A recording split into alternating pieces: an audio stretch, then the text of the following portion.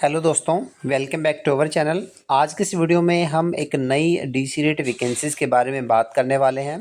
तो वीडियो के माध्यम से डिटेल में आपको बताऊंगा कि ये वैकेंसीज़ कहां पर निकली हुई हैं, किस डिपार्टमेंट में है, कौन कौन सी पोस्ट यहां पे निकली हुई हैं, कितनी नंबर ऑफ पोस्ट हैं, क्या इसमें क्वालिफिकेशंस मांगी गई है, क्या इसमें सिलेक्शन प्रोसीजर रहने वाला है, क्या सैलरी स्ट्रक्चर रहेगा और कैसे आपको अप्लाई करना है। तो ये सारी चीज़ें एक एक करके हम डिस्कस करने वाले हैं।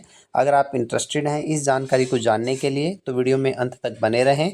जो लोग चैनल पर नए हैं, चैनल के कंटेंट को ज़रूर विजिट करें।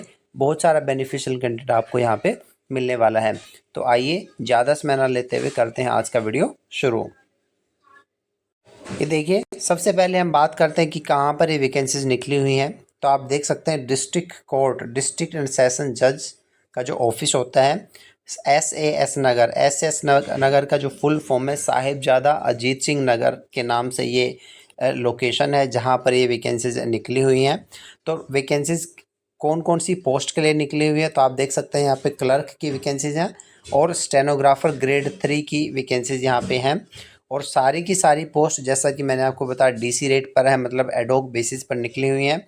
Initially for a period of 6 month और टिल द रेगुलर अपॉइंटमेंट्स, जब तक कि रेगुलर अपॉइंटमेंट्स नहीं हो जाती इन पोस्ट के अगेंस्ट तब तक आपको जो वहाँ पे जॉब आपकी रहने वाली है। इसके बाद क्लर्क की यहाँ पे 39 वैकेंसीज़ हैं और स्टेनोग्राफर की यहाँ पे 28 वैकेंसीज़ हैं। ठीक है, तो ये टोटल पोस्ट हैं और जो पोस्ट का नाम मैंने आपको बताया क्लर्क और स्टेनोग्राफर ग्रेड 3। ठीक है, अब हम बात करते हैं कि इसके लिए जो क्वालिफ़िकेशन है वो क्या मांगी गई है। क्लर्क के लिए जो क्वालिफ़िकेशन है आप देख सकते हैं degree of bachelor of arts और बैचलर ऑफ साइंस और इक्विवेलेंट, मतलब BA BSc या फिर उसके इक्विवेलेंट अगर आपने कोई ग्रेजुएशन डिग्री की हुई है तो आप यहाँ पे अप्लाई कर सकते हैं। उसके बाद इसकी जो सेकंड रिक्वायरमेंट है कि आपको जो है या कैंडिडेट को ही should have passed Punjabi language as one of the subject in matriculation. ये जो साहिबजादा अजीत सिंह नगर है ये पंजाब के अंदर है, इसलिए आपको पंजाबी जो है 10th क्लास में as one of the subject आपके पास होनी चाहिए एज ए लैंग्वेज सब्जेक्ट। ठीक है, तो आप इसके लिए अप्लाई कर सकते हैं। और जो तीसरी रिक्वायरमेंट है वो क्या है, candidate should have proficiency in computer with minimum typing speed 30 words per minute in English. 30 words per minute की इंग्लिश में जो है आपकी टाइपिंग स्पीड होनी चाहिए, तो ही आप इन वैकेंसीज़ के लिए अप्लाई कर सकते हैं। ठीक है, सैलरी की अगर हम बात करें तो सैलरी यहाँ पे रहेगी 29,200, ये कंसोलिडेटेड मंथली सैलरी है। ठीक है, according to Haryana and Punjab high court Chandigarh के अकॉर्डिंग ये सैलरी आपको मिलेगी। फिक्स सैलरी रहेगी 29,200। ठीक है, क्लर्क की पोस्ट के लिए। अब हम बात करते हैं स्टेनोग्राफर ग्रेड 3 की जो पोस्ट है, 28 वैकेंसीज निकली हुई हैं। आप देख सकते हैं कैटेगरी वाइज इनको फर्दर डिवाइड किया हुआ है, जैसे जनरल के लिए कौन सी है, SC BC ये सब। उसके बाद इसमें भी जो सैलरी है वो 29,200 रुपये रहेगी, consolidated fix salary per month आपको मिलेगी। इसके लिए भी क्वालिफिकेशन सेम है, बैचलर ऑफ आर्ट और बैचलर ऑफ साइंस, मतलब BA या BSc अगर आपने किया हुआ है उसके इक्विवेलेंट कोई डिग्री आपके पास है तो आप अप्लाई कर सकते हैं। इसके बाद आपको पंजाबी लैंग्वेज आपके पास होनी चाहिए as one of the subject in matric.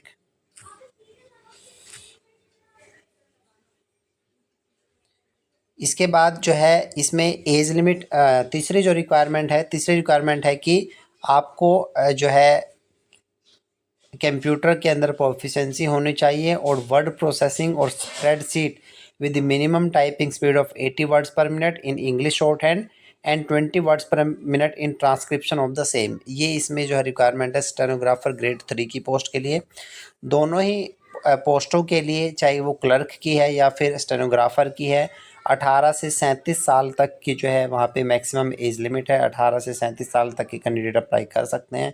इसके अतिरिक्त जो एज रिलैक्सेशन मिलती है SC ST OBC कैंडिडेट्स को, वो भी यहाँ पे आपको मिलने वाली है। अब हम बात करते हैं सिलेक्शन प्रोसीजर की। तो सिलेक्शन प्रोसीजर में क्लर्क के लिए क्या होगा, सबसे पहले आपका रिटन टेस्ट होगा, उसके बाद आपका जो कंप्यूटर प्रोफिशिएंसी टेस्ट होगा including spreadsheet, word processing and also having a speed of 30 words per minute in English typing. ठीक है, आपका जो क्लर्क का जो टेस्ट रहने वाला है वो 29 मार्च 2025 को इन्होंने टाइम रखा गया है। 29 3/2025, 29 मार्च को आपका जो है क्लर्क का रिटन एग्ज़ाम वहाँ पे कंडक्ट करवाया जाएगा। इसके बाद जो सेकंड पोस्ट है स्टेनोग्राफ़र की, उसके लिए भी आपको क्या है, उसमें रिटन टेस्ट नहीं है। आपका इंग्लिश शॉर्ट हैंड टेस्ट है, having speed of 80 words per minute and 20 words per minute in transcription of the same, as well as computer proficiency test including spreadsheet word processing etcetera.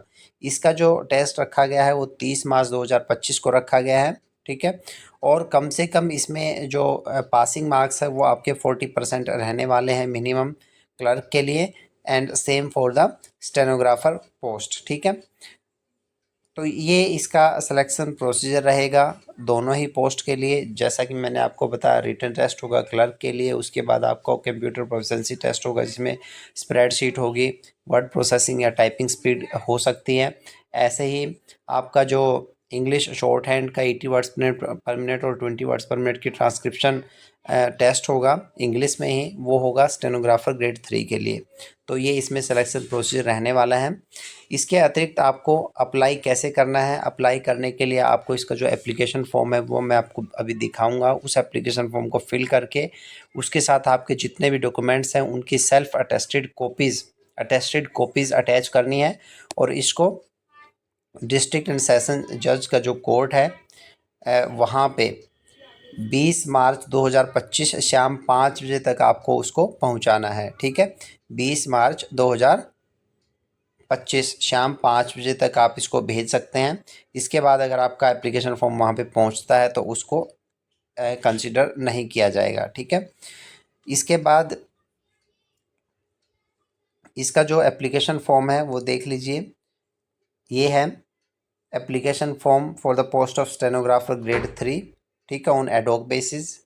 उसके बाद नीचे जो है second form है, ये है clerk के लिए। तो दोनों ही फॉर्म को आप चेकआउट कर सकते हैं, और इनका पीडीएफ भी आपको वीडियो के डिस्क्रिप्शन बॉक्स में मिल जाएगा, वहाँ से जाके आप इसको जो है डाउनलोड करके प्रिंट आउट इसका ले सकते हैं। और बेसिक डिटेल्स मैंने आपको बता दी है। फिर भी आपका कोई क्वेश्चन है, कोई क्वेरी है इन वैकेंसीज़ को लेकर, तो आप कमेंट सेक्शन में कमेंट करके पूछ सकते हैं। I will try to answer it definitely. तो आज की इस वीडियो में इतना ही। एक ऐसे ही नए वीडियो नए कंटेंट के साथ फिर मिलेंगे, तब तक के लिए बाय बाय। जय हिंद, जय भारत।